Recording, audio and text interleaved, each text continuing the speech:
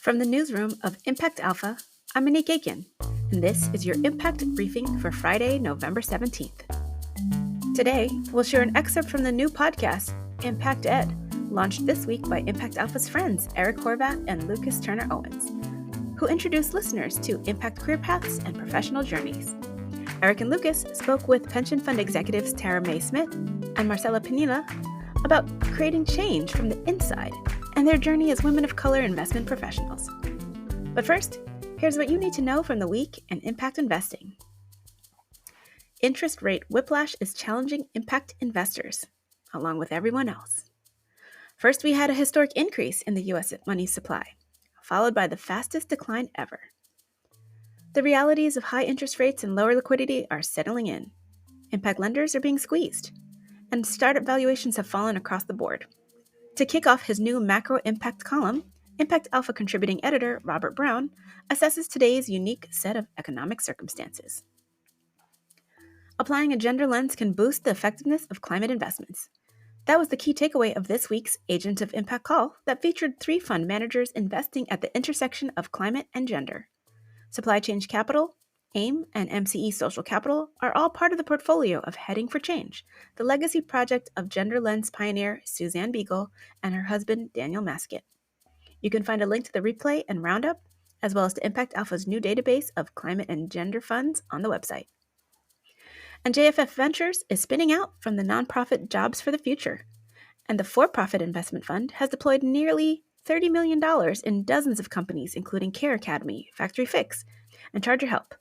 JFF Ventures is raising a $50 million second fund and will remain wholly owned by Jobs for the Future and draw on the nonprofit's extensive resources. And finally, ImpactAlpha presented the Ownership Pyramid. That's a framework for thinking about how ownership of assets like homes, savings accounts, and even employee stakes in companies can reduce racial wealth gaps. In a guest post, Smitha Das of World Education Services and Santosh Ramdas of Gary Community Ventures argue that, quote, we are on the cusp of catalyzing an ownership movement. For example, the Deerfield Fund for Black Wealth offers Black and African American first-time homebuyers access to no-interest down payment funds. Homeowners repay the amount plus 5% of the home's appreciation upon selling or refinancing. Now it's time for a featured conversation. Today we're going to hear from Impacted, a new podcast from Eric Horvath and Lucas Turner-Owens.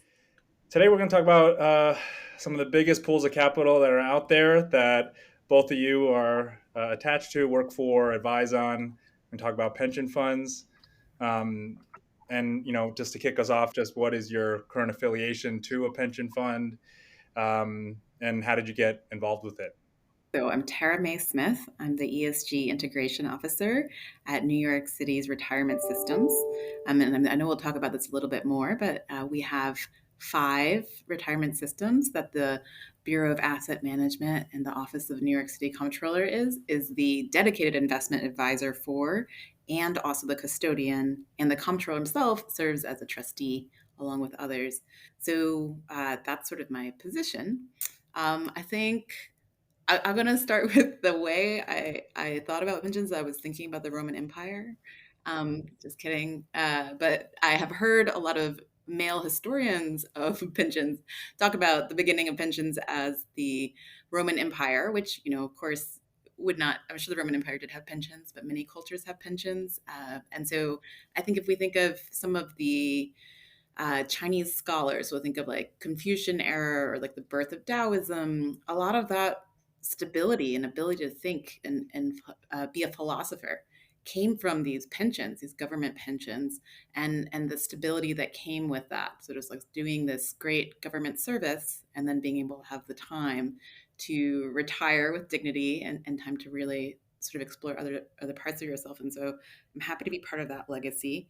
And I also just want to say that I actually, before I even was thinking about finance, came to pensions as a way to know my ancestors. So beyond sort of this Chinese story, and my grandfather, my mother's side, was a Chinese immigrant, and we were able to achieve financial stability through a pension. And on my father's side, of multiracial background from before the Revolutionary War, and kind of bearing witness to different ancestors, some that they're all sort of involved in the Revolutionary War, and some are able to receive pensions because of their identity, and some are not, based on a racial identity. And then in terms of being able to know my grandmothers, women aren't listed in the U.S. Census until 1850 by name, and so it's really hard to know who your grandmothers are. And so pensions are a way to know that. So in 1836, the U.S. government passed a law that allowed widows of Revolutionary War soldiers to receive pensions, and that's the way I'm able to name some of my grandmothers. So I think that's like a way. One thing I love about pensions is sort of like it's this long promise and this long time scale of thinking of sustainable investing and value creation. And so I sort of see myself in that arc as a person. And then I think professionally is the culmination of so many things I've done before that bring to bear sort of these pipes of the financial system across the asset classes, as a shareholder that's for worker beneficiaries, that is linked to a place or municipality and the ability for a place to operate, a way to give our sanitation workers and our teachers and our firefighters and our police officers a way to have a secure retirement, and a way for them to feel that they can do their job in a great way with security. And so I think all of that is one of the reasons I'm really excited to be working in pensions.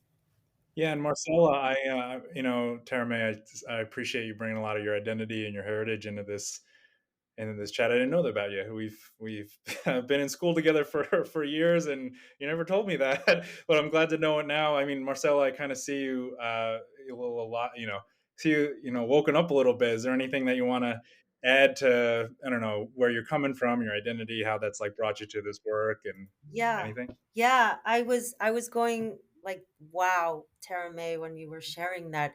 Yeah, it does immediately make me think about, my identity as Latina. Ever since I entered this space about 15 years ago, the sustainable investing space, it's inevitable that your personal pursuits and interests are going to shine through the work you do, and that's one of the reasons I love this job. Kind of growing up in this industry, I didn't have really that. I didn't even have uh, like I didn't drive forward with my Latina identity. I just was kind of, oh, I work in the financial industry, and over time I was able to come into, well, wait, I have this position of privilege. I want to speak for all the Latinos who live here in the U.S. and speak up for them, and that's what I do in my advocacy. So it's channeled through, and Tara May, how you found your ancestors is it's such a beautiful story. What I am full of hope for my role as a committee member of the Mass Prim board is to also channel that voice through the stakeholders. And like I mentioned, the Mass Prim pension fund manages money for its beneficiaries, who are teachers and state employees, who many of them are people of color. And what are their needs? So we're trying to engage them as stakeholders as well. Tara May, just want to kind of come back to New York a little bit. Maybe how big is the pension fund system in New York? You mentioned there are 5 of them. And is anything that you can share, your job as an ESG integration officer?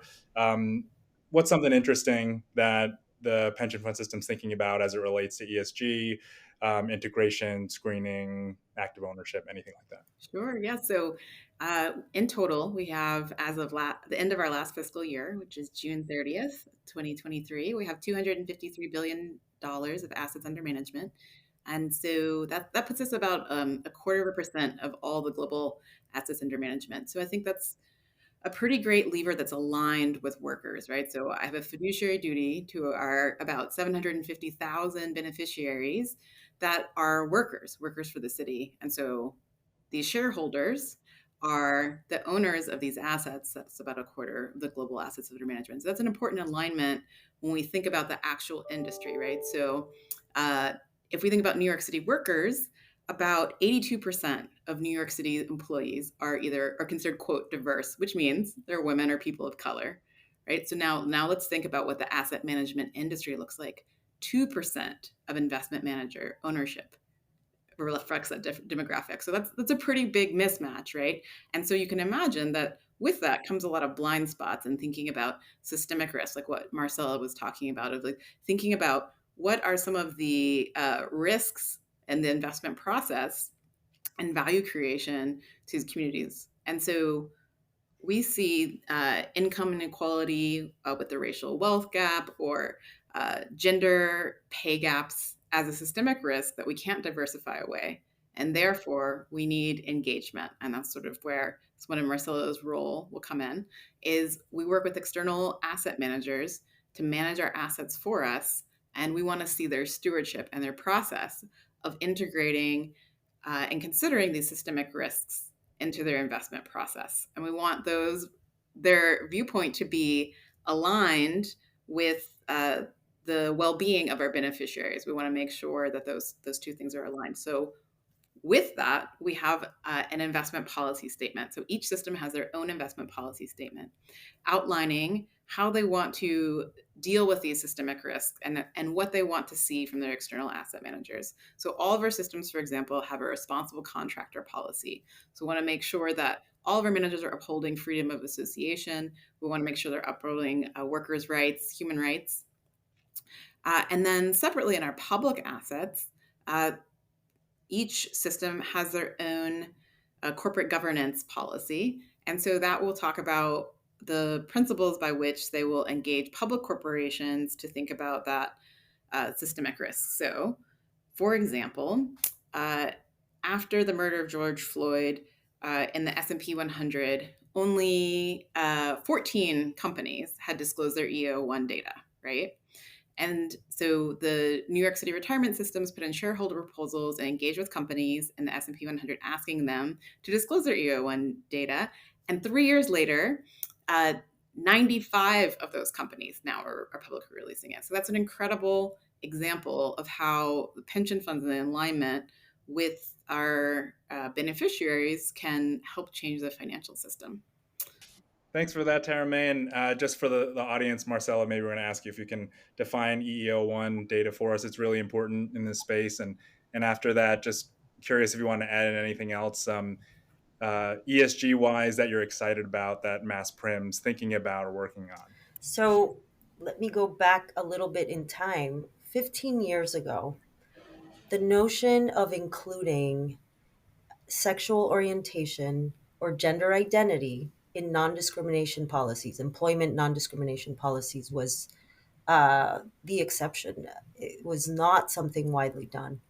Through advocacy work, we were, as an industry, the advocates and organizations like the Human Rights Campaign, who track corporate America's LGBTQ plus efforts and like grade them on how well they're doing on inclusiveness and representation. They also will look at whether their employment policies include this language. Now I think the only exception would be a company out there that has not included this. And just like that progress was made, EO1 reporting also grew, and like Tara Mei said, now we have the majority of S&P companies reporting on their EO1 data. EO1 data is critical to investors and stakeholders. It's equal employment opportunity forms that are submitted to the Equal Employment Opportunity Commission with a capture of a company's direct workforce and breaking it down by gender, race, ethnicity, and the type of job that they're in, and whether they're full-time or part-time. There's a lot of issues with the data in there. It's not complete, it's not panacea, but it's something that investors have been asking for over 15 years. And look at us now. It's really been a lot of progress. I think disclosure is not going to be the solution to what is happening on the ground, but we need disclosure in order to push companies to do the right thing and to make progress on measurable things like diversity, equity, and inclusion. And EO1 reports played a huge role in making that happen. Help us understand sort of the importance of this work in terms of who it touches, who is impacted by the performance of a pension.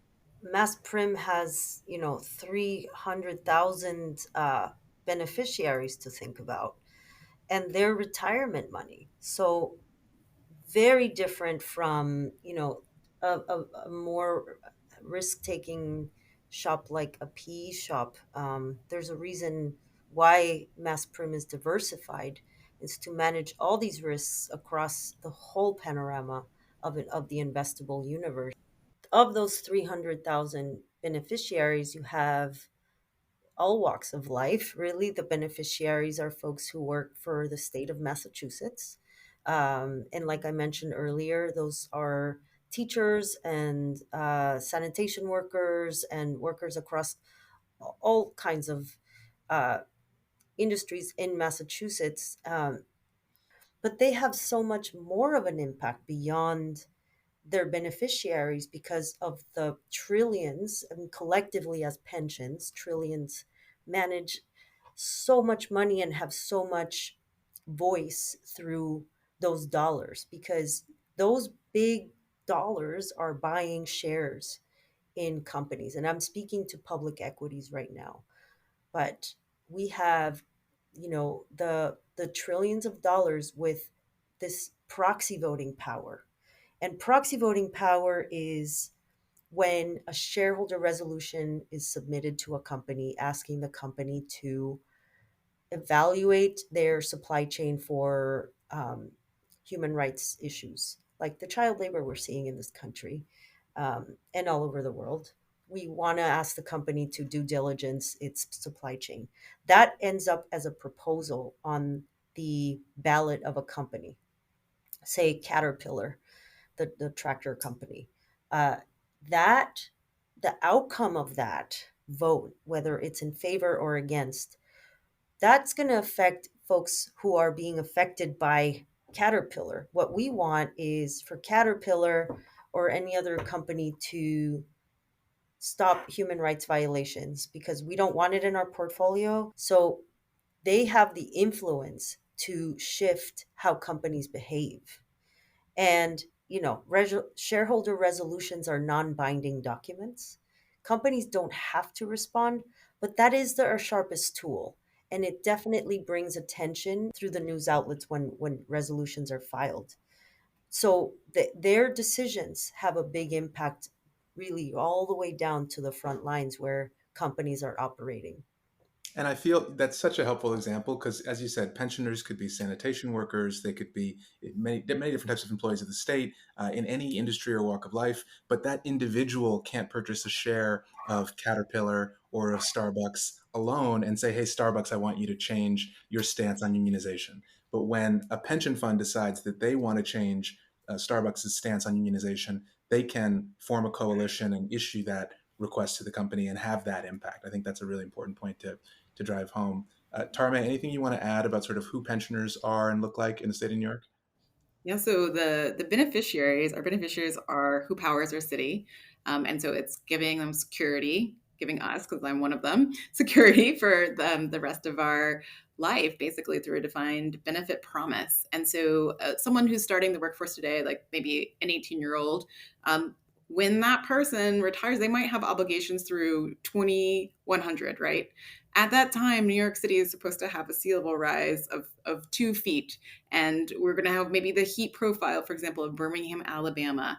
And so that will cause a lot of volatility in our economy. And so, in order to mitigate that, we want to try to decrease our systemic risk from climate change. And so, what I'm really proud of is 3 of our systems have a net zero by 2040 commitment. And so, we're asking our entire portfolio of managers to be net zero by 2040 and to submit their transition plan to us, or their plan to get there, by 2025 or 2026, which is really exciting.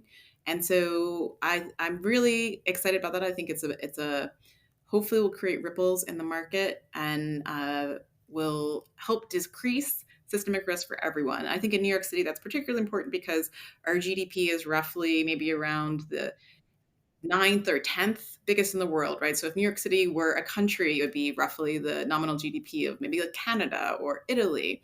And so our impact of just being like a financial hub that impact of experiencing the physical effects of climate change will create instability in the entire financial system. And so knowing that, right, so we have this long-term obligation to our beneficiaries. We are a financial hub that is experiencing a place-based risk that is a systemic risk. I think that's a really great way that the pension funds can help move capital in a way that will help decrease that for everyone. So I think that's something that I feel like hopefully will be a felt impact. To hear the rest of the episode, look for Impact, open parentheses, ED, close parentheses, wherever you listen. And that's going to do it for this week's Impact Briefing. Thanks to Eric, Lucas, Tara Mei, Marcela, and our producer, Isaac Silk.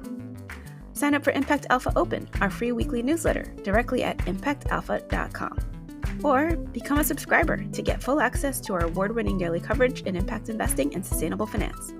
Just go to ImpactAlpha.com/subscribe. Thank you for listening. I'm Monique Aiken, Managing Director for TIP, the Investment Integration Project. Be sure to check back for next week's briefing, and until then, take care.